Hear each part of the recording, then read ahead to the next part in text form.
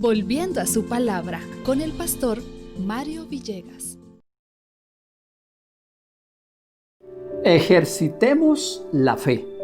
Nuestra meditación la encontramos en Mateo 21, versículos 20 y 21. Viendo esto, los discípulos decían maravillados: ¿cómo es que se secó enseguida la higuera? Respondiendo Jesús les dijo: de cierto os digo, que si tuvierais fe y no dudareis, no solo harías esto sobre la higuera, sino dirías a este monte: quítate y échate en el mar, y sería hecho. El libro de Marcos, que es un pasaje paralelo a este, en Marcos 11, del 20 al 23, dice que pasando por la mañana y viendo que la higuera se había secado desde las raíces, Pedro se acercó y dijo: Maestro, he aquí la higuera se ha secado. Como comentamos ayer, esa higuera representaba a Israel. La higuera de Israel se había secado, solo daba hojas, no daba fruto, porque no tenía a Jesús. Y como hemos mencionado, una religión sin fruto es una religión improductiva. Y ese fruto es el fruto que da el Espíritu Santo. Aquí en este episodio, el Señor está diciendo que hay que ejercitar la fe, porque ellos se tendrían que enfrentar a grandes dificultades. Cuando el Señor está diciendo que tome este monte y aún si tiene fe lo pasaría al mar, lo está diciendo de manera figurada. No lo está hablando literalmente.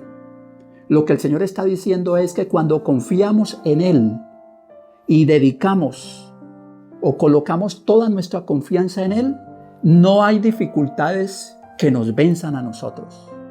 Por más problemas que encontremos, nada será imposible. Recordemos esas palabras que allá en Lucas 1:37 el ángel le dice a María: no hay nada imposible para Dios. Hoy deberíamos de pensar en eso. Si hay alguna dificultad en nuestras vidas, alguna montaña que nos impide lograr los objetivos, recordemos, siempre que sea la voluntad de Dios, no hay nada imposible para Dios, si pedimos conforme a su voluntad.